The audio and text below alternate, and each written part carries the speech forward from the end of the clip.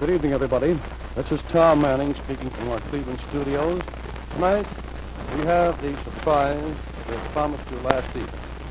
Owing to a delay in traveling, our new baseball our new baseball commissioner, Senator A.B. Happy Chandler, did not arrive until late last evening. He arrived for the occasion of the 6th annual dinner of the Newspaper Guild of Cleveland. Today, the High Commissioner of Baseball, Senator Chandler, received a great ovation. There was a capacity crowd in the ballroom of Hotel Holland. It was one of the finest parties we've ever had in Cleveland. I know that the senator appreciated it. So here before our microphone tonight, we have the president of our own Cleveland Indians, a man who was chosen by the moguls of baseball to sit in and select a man to replace the late Judge Kennesaw Mountain Landis. Ladies and gentlemen, I think that Mr. Bradley will assure you, as others have assured you, that baseball is now in most capable hands. We have nothing to worry. So, without further ado, the president of the Cleveland Indians, Mr. Alva Bradley. Thank you, Tom. It's a pleasure for me to be here to introduce Senator Chandler to the radio audience. I've known Senator Chandler for 11 years or more. He's a grand person.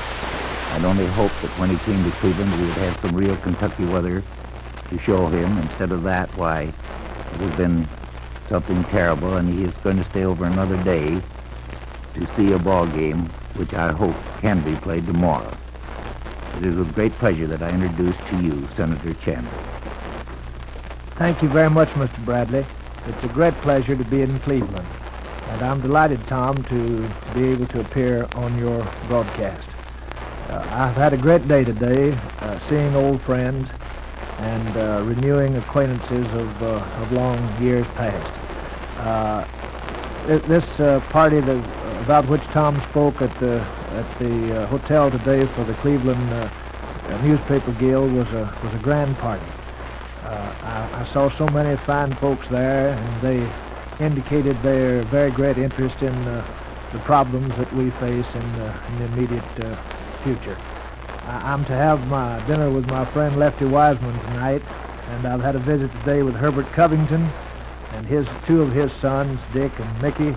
And Herbert Covington used to play quarterback on the Center College football team that, along with Bo McMillan and others, administered a sound drubbing to Harvard in 1921 that shocked the football world. And all in all, Tom, it's been a great day in Cleveland. Senator, I'd like to ask you one question. I'm particularly interested in amateur baseball. Were you ever a sandlot player yourself, Senator? Tom, I was not only a sandlot player, but I was a cornfield player, and we used to have to take hoes and rakes and knock out the tobacco hills and the corn stalks in order to make room to play baseball. I told a little story last night in your absence, Senator, when we had our orchestra here under the direction of Lee Gordon. I told how you were playing ball with Dan and Ben, how one of the neighbors criticized you for tearing up the grass, and I think you told the neighbor that you were raising kids at present. You'd have plenty of time to raise grass a little later on. I think that exemplifies your feeling for the national game of baseball. Which brings up the question, Senator, what are your intentions as High Commissioner along the sandlot line? Well, Tom, of course, I was elected by the 16 heads of the major league clubs. And baseball, of course, is the national game of the American people. Judge Kennesaw Mountain Landis and his associates, over a long period of years, established public confidence in the integrity of the game. Now, as the Commissioner of Baseball, it'll be my purpose to keep it clean and keep the game going. And I want the people of Cleveland to know that in this capacity, I represent them and the baseball players and the umpires. The club owners pay my salary, but they represent themselves. And they want it that way, and all of us want it that way. Now, out on the sandlots and out in the country, that's where the stars are born, and that's where they're made. And in order to encourage them, and in order to encourage them, and in order to encourage them, and in order to encourage them, and in order to encourage them, and in order to encourage them, and in order to encourage them, I want to visit every section of the country. I want to let the boys know that I want to widely distribute some of the surplus material that we've collected for the armed forces that will not now be used in war theaters. and give it as wide circulation as we're able to. In other words, I want to see if we can't get a ball and a bat and a glove in the hands of as many boys in the United States as it's humanly possible, because a fellow that's playing baseball, Tom, hadn't got time to get into trouble. I mean, that will solve many of your problems of boys who frequent the streets and places where, because they have no place to play. I'm intensely interested in clean athletics and fine baseball games to continue to develop the American spirit that's paid such great dividends in our fights against the enemy overseas. Senator, we in sports are aware of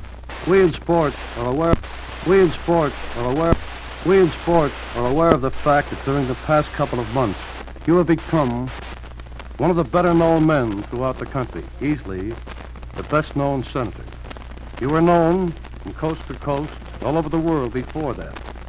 But since baseball started to talk about you, the entire nation has heard of Senator Hap Chandler of Kentucky, showing again the hold that baseball has on our nation.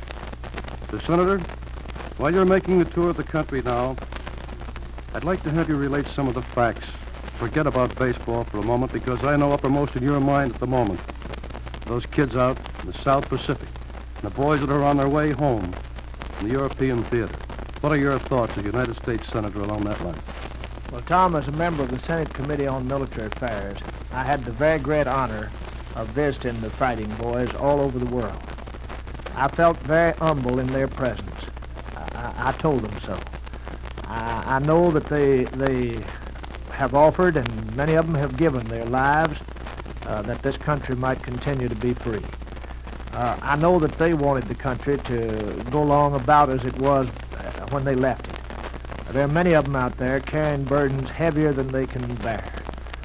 They do that with a smile on their face, that with a smile on their face, that with a smile on their face, that with a smile on their face, that with a smile on their face, and with a song in their heart, because they want their mothers and fathers and the little fellows who are left at home to enjoy the blessings of liberty that American courage has always been able to guarantee for this great country of ours. I want the people to know of what a magnificent contribution our boys have made to the winning of this fight. 60 divisions on the Western Front. The book of the casualties were ours. The battle against Japan has been carried so far almost wholly by the American boys of the Army and Navy and Air Forces and Marine Corps. The great share of the fight in the future will have to be carried by them. There are nearly 300,000 boys who are dead in the armed services during this fight. We've just got to make a just and a realistic and an enduring peace so that this thing will not have to be repeated in another generation. Now, my highest desire as an American senator, and I am an American senator, Tom, at this moment, I do not intend to fail to discharge my full duties to the American people in this critical hour.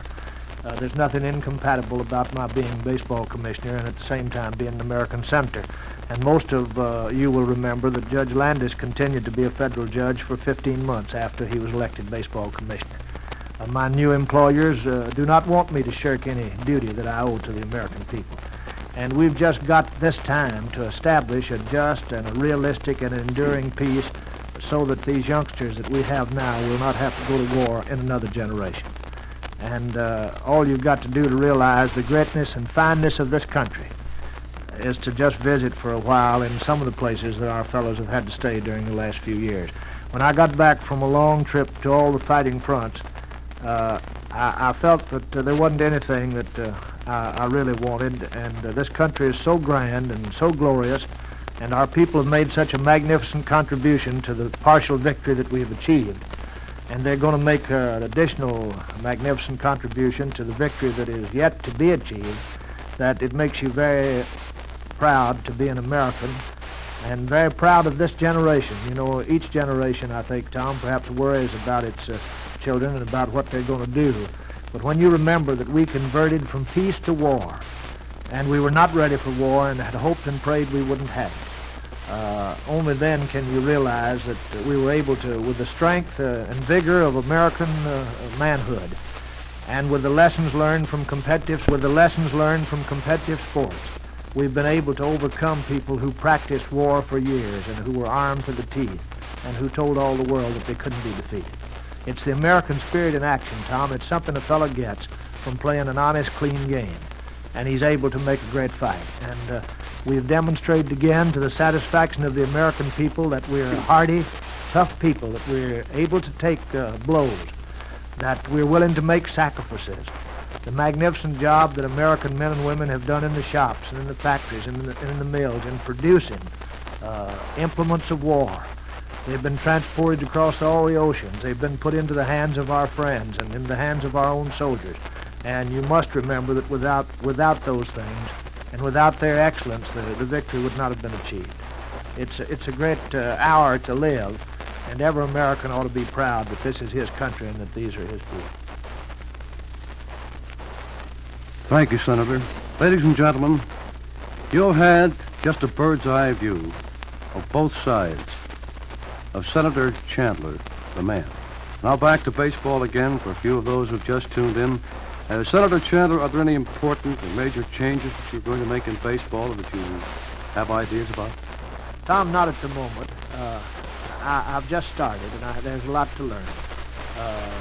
Judge Landis did a magnificent job, and I think the folks will generally agree that President Truman recently inherited a tremendous job when he took over when President Roosevelt's unfortunate death left us without a president. I feel pretty much the same way I suspect that he felt, because all the people of the country believed in Judge Landis' great integrity and honesty of purpose. That we're going to have problems, but with God's help, we'll solve them. And I need the confidence and support of the people of the country. You must remember that there's only one other fellow in all the history of the country that's had the job that I now have the honor to take up. And I've promised myself that I'll be faithful to this great trust that's now given to me, and I want the people to know that I'll always have their interests at heart, and the game must go on, and the game must be kept clean as it is, and I think all of our problems can eventually be solved.